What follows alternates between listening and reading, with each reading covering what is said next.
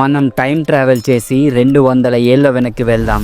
Year 1813. ఒకసారి ఊహించుకోండి, అప్పటి హైదరాబాద్ లో మంచి హాస్పిటల్సే లేవు, సరైన మందులు కూడా లేవు. సరిగ్గా అప్పుడే ప్లేగు అనే ఒక భయంకరమైన వైరస్ సిటీలోకి ఎంటర్ అయింది. అది ఎంత డేంజరస్ అంటే పొద్దున్న ఆరోగ్యంగా ఉన్న మనిషి సాయంత్రానికి ప్రాణాలు వదిలేవారు. లిటరలీ జనం పిట్టల్లా రాలిపోతున్నారు. ప్రతి ఇంట్లో ఏడుపులు, ప్రతి వీధిలో భయం.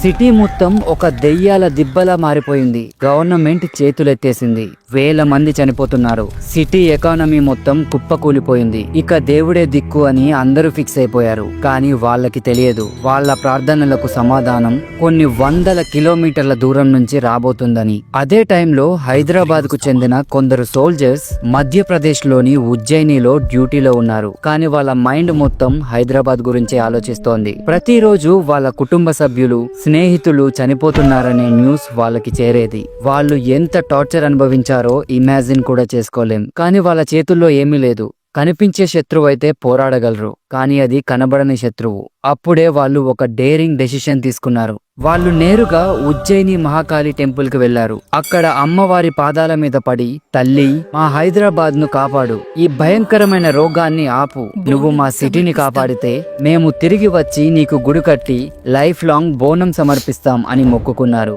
ఇది జస్ట్ ఒక మొక్కు కాదు, అది వాళ్ళ చివరి ఆశ. ఇక్కడే అసలు మ్యాజిక్ జరిగింది. ఉజ్జయినిలో సైనికులు మొక్కుకున్నారో లేదో, హైదరాబాద్ లో ప్లేగు వ్యాపించడం ఆగిపోయింది. మరణాల సంఖ్య కంట్రోల్లోకి వచ్చేసింది.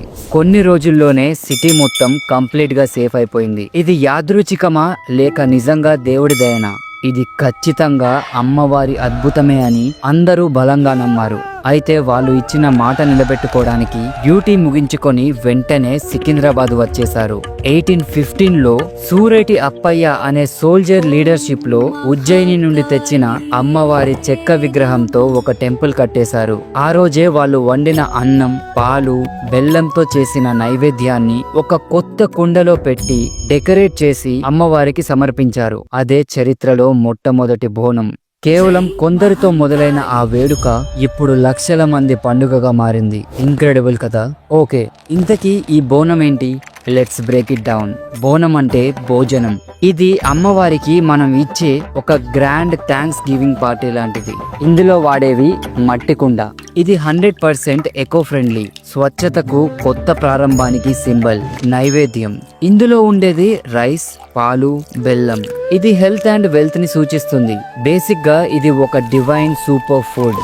అలంకరణ, కుండకి పూసే పసుపు ఒక యాంటీసెప్టిక్, వేపాకులు ఒక మెడిసిన్. ఇది కేవలం డిజైన్ కాదు, దీని వెనక సైన్స్ ఉంది. కుండపై ఉండే ఈ చిన్న దీపం చీకటిని తరిమి కొట్టే జ్ఞానానికి సింబల్. ఆ దీపం ఆరిపోకుండా చూసుకోవడమే ఒక ఛాలెంజ్. ఈ బోనాన్ని మహిళలే తలపై ఎత్తుకుంటారు, ఎందుకంటే వాళ్ళే శక్తికి అసలైన రూపం. వాళ్ళు నడుస్తుంటే సాక్షాత్తు అమ్మవారే నడిచొచ్చినట్లు ఉంటుంది. What a powerful visual. బోనాల ఫెస్టివల్లో మరో మెయిన్ అట్రాక్షన్ ఉంది. అతనే పోతురాజు. ఈయన లేకపోతే పండుగలోకి కిక్కే ఉండదు. పోతురాజు గ్రామ దేవతలైన 7 అక్కా చెల్లెలకు ఏకైక సోదరుడు. సింపుల్ గా చెప్పాలంటే ఆయన అమ్మవారికి, అలాగే ఆ తల్లి భక్తులకి బాడీగార్డ్ లాగా. చూడటానికి ఒక వారియర్లా ఉంటాడు. ఒళ్ళంతా పసుపు, నుదుటపై పెద్ద కుంకుమ బొట్టు, కాళ్లకు గజ్జెలు. ఆయన లుక్కే అదిరిపోతుంది. ఆయన చేతిలో ఎప్పుడూ ఒక కొరడా ఉంటుంది. డప్పు సౌండ్ కు డాన్స్ చేస్తూ తనను తానే కొట్టుకుంటూ గాల్లోకి కొరడాను జులిపిస్తాడు. ఈ విన్యాసాలకు దుష్ట శక్తులు పారిపోతాయని నమ్ముతారు. ఊరేగింపులో పోతురాజు ముందు నడుస్తూ అమ్మవారికి, భక్తులకు ఫుల్ సెక్యూరిటీ ఇస్తాడు. ఆయన ఎనర్జీతోనే జాతరకు అసలైన ఊపు వస్తుంది. పండుగ ఇంకా అయిపోలేదు. మరో 2 క్రేజీ ఈవెంట్స్ ఉన్నాయి, రంగం మరియు ఘట్టం. రంగం, ఇది ఒక మైండ్ బ్లోయింగ్ ఈవెంట్. పండుగ మరుసటి రోజు పెళ్లి కాని ఒక యువతి వచ్చి మట్టి కుండపై నిలబడి భవిష్యవాణి చెప్తుంది. ఆమెలో అమ్మవారు ఆవహించి నెక్స్ట్ ఇయర్ వర్షాలు ఎలా ఉంటాయి, రాష్ట్రంలో ఏమవుతుంది అన్ని లైవ్ లో చెప్తుందని నమ్ముతారు. Think about it. ఇది ఒక లైవ్ ఫ్యూచర్ ప్రిడిక్షన్. రంగం అంటే భవిష్యవాణి. నెక్స్ట్ ఘట్టం. ఘట్టం అంటే అమ్మవారి ప్రతిరూపమైన ఒక డెకరేటివ్ కలశం. పండుగ చివరి రోజు ఈ ఘట్టాన్ని ఏనుగుపై పెట్టి సిటీ మొత్తం గ్రాండ్ గా ఊరేగిస్తారు. ఇది పండుగకు గ్రాండ్ ఫినాలే లాంటిది. వేలాది మంది ఈ ఊరేగింపులో పాల్గొంటారు. ఫైనల్ గా ఘట్టాన్ని నీళ్ళలో నిమజ్జనం చేయడంతో పండుగ అఫీషియల్ గా ముగుస్తుంది. సో చూసారు కదా, బోనాలు ఒక ఫెస్టివల్ కాదు, ఇది ఒక ఎపిక్ ఈవెంట్. ఈ పండుగలో కులం మతం అనే తేడానే లేదు.